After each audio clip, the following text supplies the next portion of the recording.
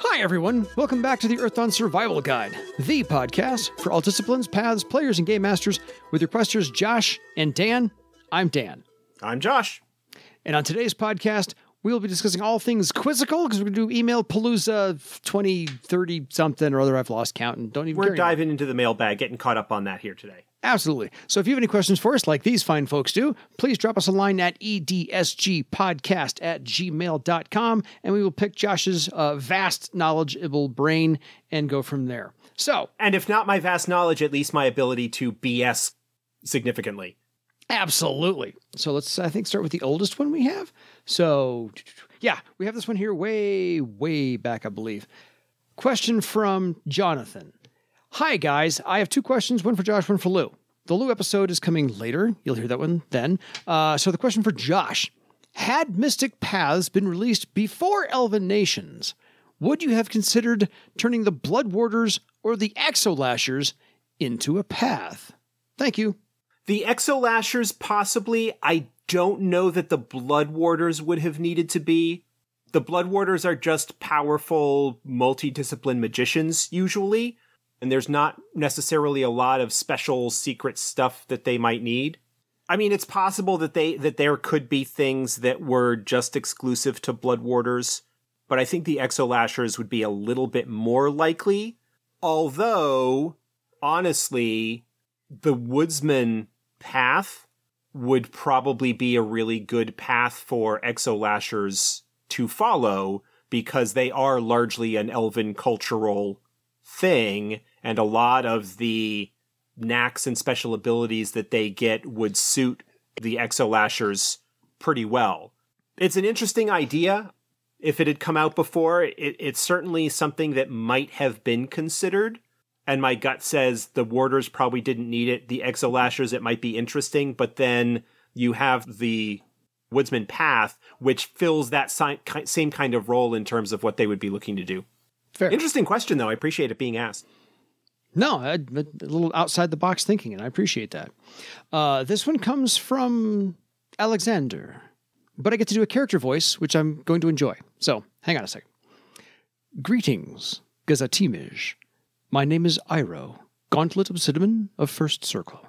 For the last few moon cycles, I've been wondering about the importance of one's cunning, or as you call it, social defense, in the path that I follow. Throughout my life, I've cared little about being fooled. After all, it never made any meaningful impact on my existence.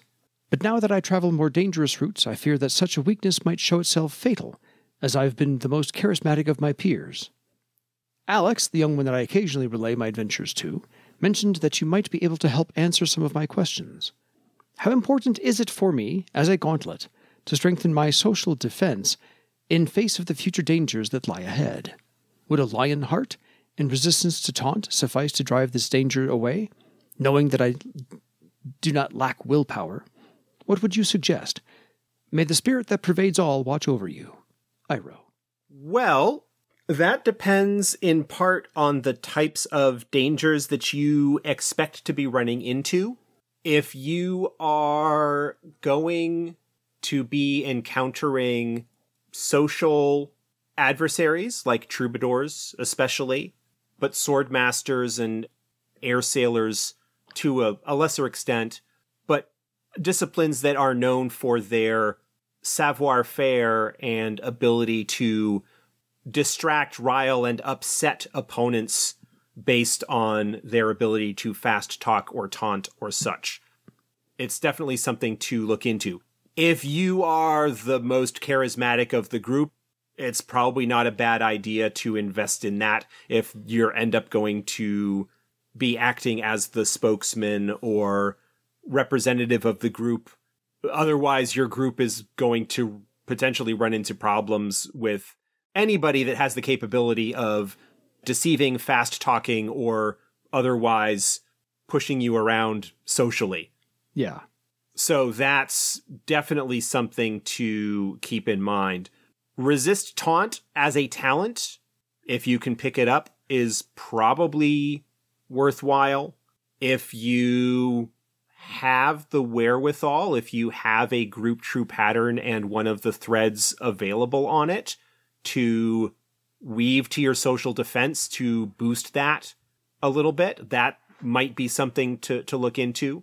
Especially as you get more experienced, the investment you would need, that is to say, from a game mechanic standpoint, the legend points that you need to spend in order to get those advantages becomes more attractive, as it is a smaller proportion of what you would spend, say, to increase a talent rank. Yeah. So that's something to keep in mind. Something actually that I wanted to check really quick before I advised it. I'm just impressed that the Obsidian in the group has a charisma of 8, and he's got the most charisma in the group. That's fun. That is a group that is asking for trouble. That is a group that is going to be paying extra money for stuff. That is a group that is going to be hornswoggled, bushwhacked. Yeah, to be hornswoggled. Swindled. Your group's a bunch of suckers. Just gonna say that. So Lionheart might be worth looking into.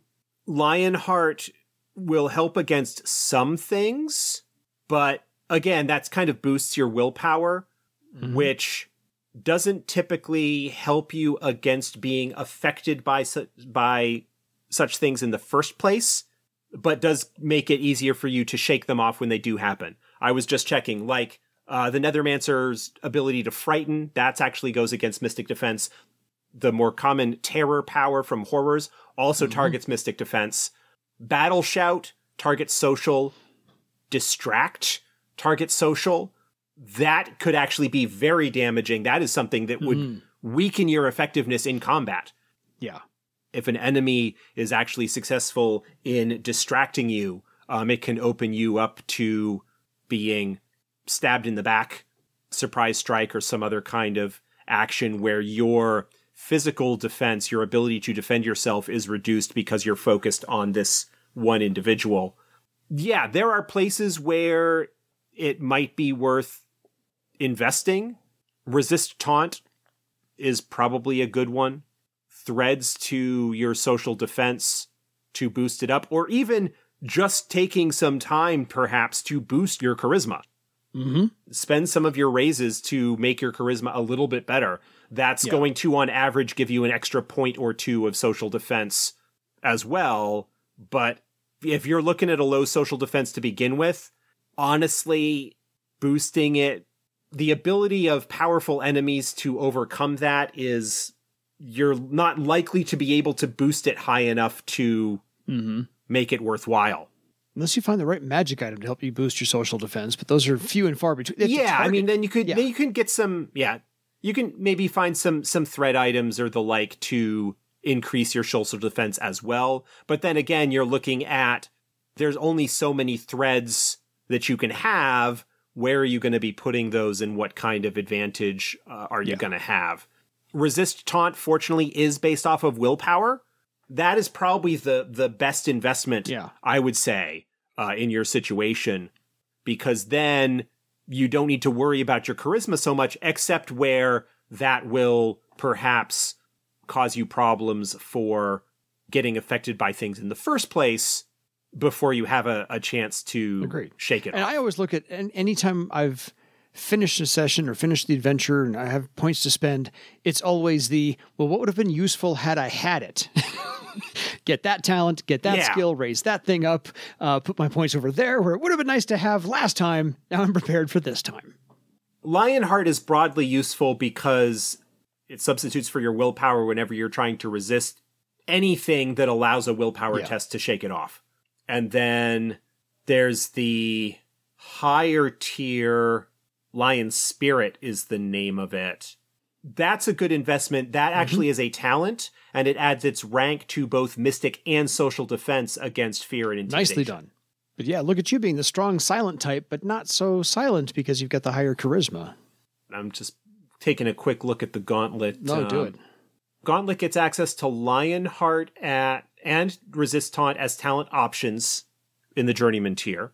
They get access to Lion Spirit when they reach Warden. So when they reach 9th Circle, they do get access to Lion Spirit.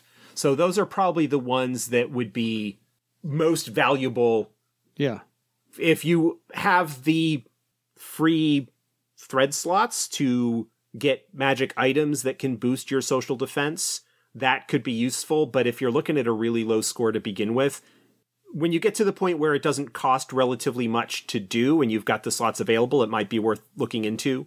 But you may just need to accept that there are certain things that are going to affect you, and until you get powerful enough to get Resist Taunt and or Lionheart, then you're just going to be susceptible to a whole bunch of fast talking and deception and social manipulation. And it sounds like your whole group may be susceptible to that. And, hopefully the GM is kind to you in that regard. Thieves and con men and troubadours and swordmasters could potentially cause quite a lot of problems. Absolutely. In a group like that. But by all means, keep writing in and letting us know how it goes, because I can do a better character voice than I did, but I like that one. So on to Lehman, frequent emailer. Love you, Lehman, and love these artworks you're sending over. The Tiffany pictures, I think my favorite in this one. So that's just between you and me. Hello again, Dan and Josh. I wanted to share how my Game Master handles legend points for new characters. I know you've talked about this topic many times, so I'm not expecting an answer or the like, just a possibility for Game Masters to use. There are 4 divisions for legend point rewards: goals, treasure, conflict, and deeds. My Game Master has goals and treasure legend point rewards to go to all characters, both new and those who miss a session, as we see that legend points earned for advancing our group legend, and the conflict and deeds being what we did in a specific session. He keeps a spreadsheet that totals everything up, and I, being the type of person who loves tracking legend points, or experience points in any game, I have a backup spreadsheet which has come in handy on occasion, so at any session, we can reference what legend points was gained by those who weren't at the session and get them up to speed. With our current advanced group, we range from 57,900 legend points, so 5th Circle Troubadour, and a 65,000 legend point for 6th Circle Weaponsmith. Everyone else is 6th Circle in a single discipline. It's not a big difference at all for power. With this system, it allows those who come more often to feel like their attendance means something, but not as a big penalty for when life gets in the way of a session. I know it won't work for everyone, but it might work for some groups. Also, as I said before, our group took a year hiatus, and we played a new set of characters in the same world to get back into the system. I sent some art of characters who were made at that time. Since then, we have the full roster. We ended up with 2 Nethermancers, a Windling and a Tuskrang, and a Clutchmate, is that the right term, of the Tuskrang, who is an Elementalist. I look forward to each week's episode of the podcast. Keep up the good work, Lehman. Yeah, that's good. I do like the idea of providing something that is a reward of sorts for people that are able to make the sessions. And like you say, it may not be something that is useful or applicable for every group, but you can prompt certain behaviors that way, rewarding certain behaviors. And it's also not something that is tied as much to the nebulous role-playing awards that sometimes get applied. The advantage of just giving everybody the same legend points is that it's really easy to say how much everybody has. Because you have one person that's keeping track, whether that's the game master or a frequent player like Lehman, then you can just say, oh, this is what the total is, and go from there. But there is a certain value, I think, in perhaps having certain aspects of the overall Legend Awards that are only given to the people that are actually at the session. Yeah. And once you start getting into the tens of thousands of legend points, you don't end up with necessarily as huge a difference in character power, because there isn't a huge difference in character power, relatively speaking, between, say, a 5th and a 6th Circle character.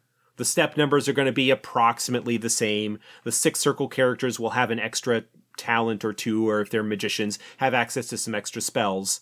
But broadly speaking, you're not looking at as huge a difference as you would if you had, say, a 2nd Circle character and a 5th Circle character. There is quite a bit of a significant jump in that regard, both because of the circle difference and the tier difference, the access that the journeyman has to a whole bunch of stuff that the novice doesn't. It's a good thought. I don't have anything to really dispute with it. Obviously, if everybody is showing up for every session, or you've got a group where, for the most part, somebody can't make it, well, we're going to reschedule, that's not necessarily something that's going to be as applicable. But good idea, something to I like keep in mind. the ingenuity on the way you separate it out, and I'm a huge fan of spreadsheets myself. I use them literally every day in my home life and my work life. So, yeah, right there with you. Yeah. My primary character tracker for Virag in the Legends game was a spreadsheet on a Google Sheet. Yeah, one of the tabs in it was my legend point tracking. 2 columns that were like the date of the session and how many legend we were awarded, with like that just summed up as a total up there as well. And then I had other columns which were broken up, just a list of what I spent a thing on and how many legend points it cost to do that, with those totaled up and then subtracted from the total legend points so that I could know how many legend points I had left. Really handy. There was a revision recently, I think, to the Roll20 sheet that does a lot of really good legend point tracking. People were talking about that in the Discord, I think, and there was some thanks for that. But as a crunchier system, generally you're better off keeping track of such things than to just kind of let it. Oh, the fans love it when you talk nerdy to them, Josh. Nobody can see the smirk on Josh's face on that one, except me, which is just fine. So, yeah, I've even recreated my own character sheet on an Excel spreadsheet, and I haven't linked any math, but I like Excel. It's my friend. Gosh, I had an Excel spreadsheet. I think I probably still have it archived somewhere on my computer files. It was an Excel sheet that was built for first edition, but had a whole bunch of reference tables and drop downs and stuff, so that if on the build sheet, if you typed in Nethermancer, it would automatically list all of the Nethermancer talents. A lot easier to do that with first edition, where you didn't have the optional talents and things like that. But yeah, it pulled everything and calculated all your numbers, and it had then additional tabs that were specifically formatted to pull that information over in an actual 8x11 printable character sheet. So you could track it, and it was a huge file. Each of those was huge. Massive file. And the original one of those didn't have the stuff from Arcane Mysteries. Oh, yeah. The newer spells and whatnot from that book. So I modified it to include those. And I'm sure I've still got that somewhere. Time well wasted. If I could have done the math on that one, I would have done the same darn thing, by the way, don't you know? But I don't. But I was literally flipping through the Mist of Betrayal book for some research and came across the Edge character generator. Do you remember that? Yeah. Yeah. The Edge character generator. Finally online. And I had listened to a podcast as well. They were talking about, if you don't have an online character sheet generator to, I choose this character, this is this, plug all my numbers in for me. As a game company, if you don't have that, you are sorely behind the ball, because a lot of people are like, I can't not go back to pencil and paper anymore. This makes it so easy to do. We don't have an official one, but we've got a semi-official one in Second Step. Yes. In Lars's character tracker. That is one that is sort of free and available. And then, of course, we endorse it. We've also got the we've also got the VTTs both in Foundry, Roll20 and Foundry, which allow you to track your character and whatnot pretty easily. So yeah, the tools are available there, and we're investigating other possibilities and such as well. Yeah, they may not be sanctioned by FOSSA, but they are sanctioned by this podcast. There you are. Well, the Roll20 and Foundry ones are sanctioned by FASA. There's that. Because we have the official compendia that allow you to drag and drop and do all that cool stuff. And they're more official than the podcast. So, because we are the unofficial podcast, and I'm going to stop talking now. So this one comes in from Brendan. Question. Hi, Dan. Hi, Josh. Are karma points and or legend points diegetic to the world of Earth Dawn? I'm pretty well read, but for the layperson out there, including myself, please explain the word diegetic first before you answer that question. Diegetic means exists within the reality of the story. It is more commonly found in film and media criticism, where you're talking about diegetic music in a scene is music that is actually there that the characters in the scene can hear and react to. Yeah. Okay? The example that I provided to Dan before we started recording is if you've seen Shaun of the Dead. Mm-hmm. There's the scene where they're at the tavern, and they're like all holed up and waiting.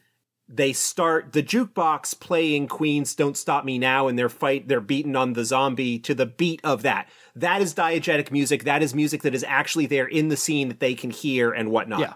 As opposed to non-diegetic music, which is music that's just kind of there. A lot of times, like more traditional soundtracks that are just music are non-diegetic. A lot of the music in Guardians of the Galaxy movies is diegetic. There you go. Because it's on the Walkman that Star-Lord is playing. Yeah. Like a Batman movie. Yeah, like whereas the big swelling theme during the battle at the end of Avengers Endgame is not diegetic. There is not actually a symphony there that is playing this stirring emotional music. That the heroes and villains can hear. Only the audience. Right. So the question is, there are many things within the Earth Dawn rules that have a diegetic existence within the setting. Yeah. Discipline is something that actually exists within the setting. It means something for someone to say that I am a sword master. Circles are something that exist within the setting. Yeah. There are many things within the framework of the character rules and setting and such that actually exist within the setting. Threads and patterns and talents are a thing that exists to a certain extent. Like people recognize that they have these magical abilities and even have sort of names for them. Yeah. But that is not the case of everything. This actually is a question that ties into one of my long-standing bugbears when it comes to that. And that is that the discrete points, karma points and legend points especially, are not diegetic. They are not something that exists within the setting. Karma as a concept sort of exists within the setting as the idea of something that adepts have as a sort of pool, a well of magical energy that they can draw from and that can be exhausted. And the more powerful and in tune they are in terms of following their discipline, the more of that they have. And their karma ritual and meditation that they do every day allows them to sort of tap into and refresh that magical connection. But there are not really discrete quanta, that is to say individual points in that pool that an adept could actually break down. Yeah. There is some, I think it's probably in Prophecy. I feel like that novel, there is some, or it might be in Prophecy, but also almost certainly in The Longing Ring. There is quite a bit of sort of description of drawing on the magic and the magic sort of running out at certain points. Yeah. Whether that is as a result of sort of a talent crisis, which is something that Joel struggles with quite a bit. Yes. Because of the philosophy that he is inducted with, he has to behave a certain way in order for the magic to work for him. You know, when he is just an apprentice and young and inexperienced, it is difficult for him to keep that mindset in place. But that well of magical energy that adepts draw from and that appears as a narrative feature in some of the novels and stories does not necessarily have discrete quanta that they could do experiments and find out how much do I have? How much do I have? I don't think that the actual points themselves exist. The concept exists because the karma ritual is actually a thing that adepts perform. It's a centering. For the purposes of a game, you need to have points. You need to have numbers. You need to have some kind of thing that you're wrestling with. Yeah. Figuratively speaking. But I don't think karma points are a thing, just karma as a sort of concept of the magic that an adept draws from. Fair. Legend points are not a thing. Even conceptually within the setting, legend points are not a thing. I used to have this bit, practically, with my late wife, because I have complained about this issue quite a bit. He's got this prepared, folks. Oh, yeah. We started referring to the whole concept as the Legend Point Bank. Okay, it's time for me to raise things up. I'm going to go down to the Legend Point Bank and make a withdrawal so that I can buy this next rank of a talent. Yeah. I don't think that the ranks of a talent as quanta as they exist within the rules is actually something that necessarily exists as something within the setting. Yeah. There has to be a certain point at which you're just saying, we're kind of roughly simulating the reality of this place. The idea of legend being something that makes you more powerful, I think that's a little bit of a problem, honestly. Fair. Because you start getting into weird things of like, if I go on an adventure and nobody knows about it, you still learn things, you still gain experience. Legend points are just basically the fancy name for experience. Yeah, how much you've done, how many things you've seen, accomplished. What you have done, what you have seen, what you have learned, what you have experienced. And those are just kind of accumulated and then allow you to invest in increases in your character's abilities as a result of what they have learned and practiced and trained and done. Yeah. Slight measure of your fame as well. Legend points, as far as I'm concerned, are not a thing, not even conceptually within the setting. They're just not a thing. Fair. There's more to his question, but yeah. Oh, he's got like 3 or 4 follow-up questions. I think you've already answered number 3. Are the ranks and talents diegetic as well? You already said no. Or do adepts have an innate feel for when they are ready to circle up? Yes and no. I don't know necessarily that it's an innate feel so much as after having some adventures and experiences and meditating, because that is something that happens in the setting, the idea of training or the meditation to increase your ability. Talents, that is, in reality, is the adept reflecting on what they have done and learned in the course of using that talent, that magical ability, reinforcing its magical presence within their pattern. Yeah. And so when they have done a certain amount of that, it's not something probably that gets dealt with in the game a lot because it's probably kind of boring.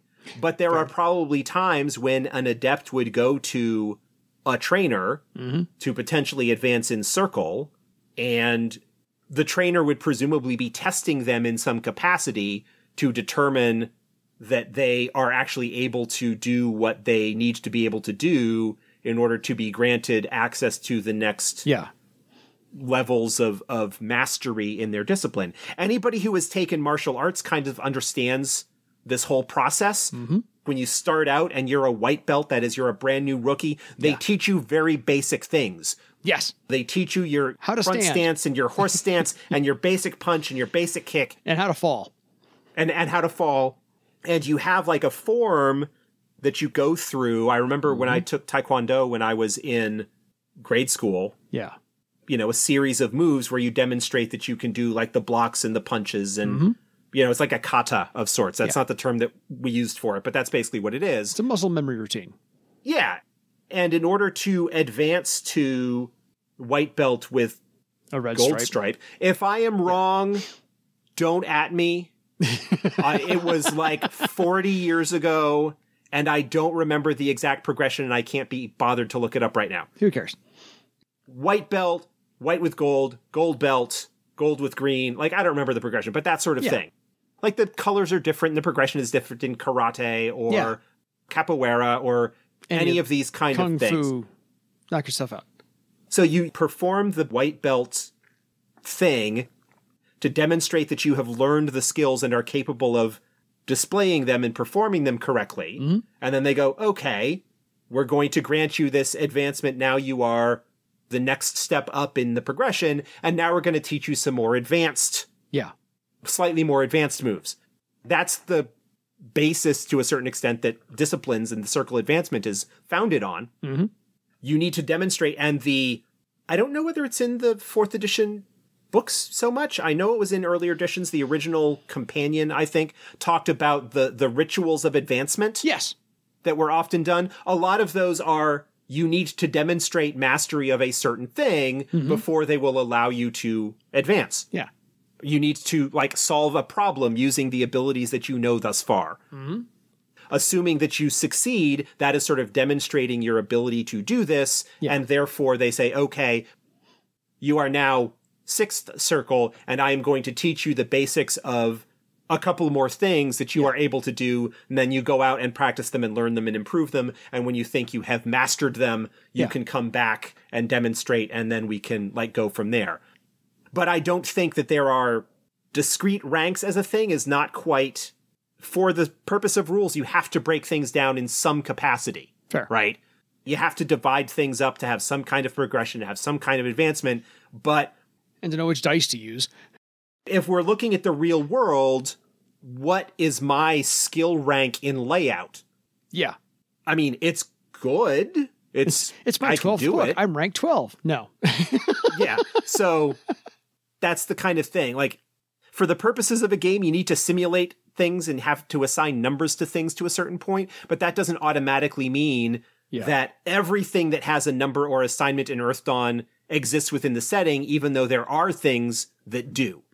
Well, and I like the idea for the instructor, the higher circle, teacher, to say, okay, now that you've reached fourth circle, you've learned these new talents, when you are ready, come back and I will teach you whatever the fifth circle talents are for that discipline, and not necessarily by name, but by function.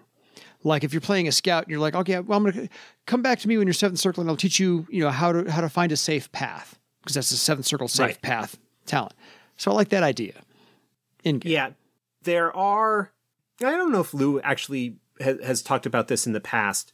There is in-setting material in first edition that actually does address specific talents by name, and it has the characters talking about, when I do my, I think it's the archer, I think that has that phrasing where he's like, when I use my direction arrow talent. Mm-hmm. I think it was the archer, but things like that. And yeah, there are probably, in the same way that you have your roundhouse kick or your front snap kick or your block, the various moves in martial arts have names that are associated with them. The techniques and the stuff that you have as an adept would also presumably have names to sort of identify what these various mystical abilities are. Yes. I think that's fine. There's a bunch of them literally in Muay Thai. Yeah. If you watch any of the Tony Jaa films, one of his early first one or two films, he actually goes through the forms and puts a name to all of them. And they're fantastic. They're awesome. But it's all, Muay Thai has that a lot. Think of fencing. You've got, parry, thrust, riposte. Oh, totally. There's a whole bunch of specialized terminology to describe what it is that you're doing. And so adepts and disciplines have similar things. They're just magical abilities that they call talents. Fair. So his Brendan's last point, so far I've assumed these values aren't exactly known to the adepts of the world, and that they just have an innate sense that doesn't translate 100% between character sheet and character, but I was also very curious to hear your answers, because Josh, you jumped right into his second question, which is, legend points on a larger scale. Do adepts know before meditating for 8 hours that the rank will increase, or would it be fitting to assume adepts occasionally meditate with the intent to become stronger, but their lack of sufficient legend means the meditation has no effect mechanically? So, I mean, you already went through all of this. I wouldn't even go that far. The aspects of things that need to be mechanized for the purpose of a game. Yeah. And the things that are sort of elided and ignored and gone over when it comes to playing the game and the lives of the characters. It's the same thing as like when you're watching a movie. You see the guy leave his apartment and then they cut to him walking into the office. You don't need to show that whole middle bit where they walk down the street out of the subway, waited for the line. Go into the subway, go through the turnstile. That ain't part of the story, man. Yeah, that ain't part of the story. And so, like I said earlier with regards to the training, you may have moments where an adept goes to a potential trainer to try and advance in circle and actually does not demonstrate the mastery that is required for them to advance. Yeah. That is almost certainly something that happens, but from a game system and gameplay standpoint, unless it's something that is being focused on as an aspect of the role play and story that the group is choosing to focus on, you can ignore it. Just as you can also, ignore 95% of the time or more that like they need to go to the bathroom. Yes, absolutely. Or like every meal that they eat. Yeah. All the shopping expenses. Come on. Yes, we may be having this conversation over breakfast, but we're not going to role play through every breakfast that we have every day. No. We're going to time skip over the stuff that isn't important or that we don't want to focus on. And to your point, 90% of the times that my characters have to go shopping, They just, I'm going to go buy this. I'm going to go buy that. I'm going to go buy that. I'm going to go buy that. Done. See ya. Okay, we're ready to go. And that's, takes 5 minutes. The other 10% of the time, yes, we will role play and haggle and go the money and, do all this stuff, whatever. But that's only because somebody really wants to go shopping and really wants to role play that. But 9 times out of 10, we just hand wave it, mark it off, write it down, spend your money, mark that off. Let's go. I really do like how strongly aspects of the mechanics are tied into the setting. Yeah.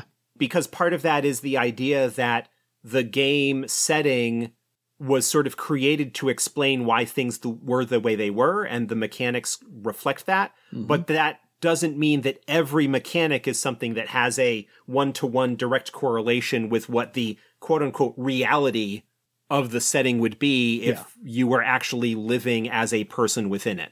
Yes. So that ends our questions for the day. That's all we got for this last little mailbag here. Any further thoughts on anything we talked about? No, nothing else on that. We've got a big old conversation. We have already recorded the episode with Lou. Did that a couple of weeks ago. Last week. It was last week, yeah. It was last week. They've all blended together. Time has been weird. We've been doing a lot of recording the last few weeks. Yes. We ended up with about 2.5 hours of recorded time with him. Yeah. Thank you all for your questions. We had a plethora of questions. We had a lot of questions. We had a lot of good discussion that kind of came out of them. Mm-hmm. We're actually probably going to end up breaking that episode into recording into 2 or 3, probably 3 parts, roughly 45 minutes to an hour each, depending on how it where goes. The good break points are. Yeah. I also, with Lou's generous permission, recorded the video of the 3 of us chatting. Yeah. So that when I put together the YouTube version of it, that video will actually be available to be watched in much the same way that the couple of live shows that we did at Freedonia also actually have, for FreeDoniaCon actually have us on screen. Mm-hmm. So that will be available as well. So this is 198, 2 weeks from when this episode drops, December 6th. December 20th, we're expecting the first part of those Lou interviews of the Lou episodes to drop. And again, we're looking at probably 3 episodes, which means actually that we're going to have some weeks off where we don't have to record. Yes. We will be releasing content, but we won't have to meet every other week. We'll have some other time to relax through the holidays. Love you, Josh. We're going to be on a break. Yeah. So yeah, that's all. So stay tuned for that. Just one more episode before we get into our Lou Palooza. It's absolutely Lou Palooza. I also figure for episode 200, we need to go over our stats again. Tell everybody how the podcast is doing with our numbers and reach. Yeah, well, maybe we can talk about that in 199. I think you're right. Because we already have the 200 recorded with Lou. Yeah. There's plenty of stuff there. We can do that. Oh, no, absolutely. I think you're right. 199 just to set up Lou Palooza. Go from there. Absolutely. Folks, until next time, don't worry about your legend points being in-game for your legend. Worry about your legend, but don't worry about the points. The points aren't real. The points don't matter. Good night, everybody.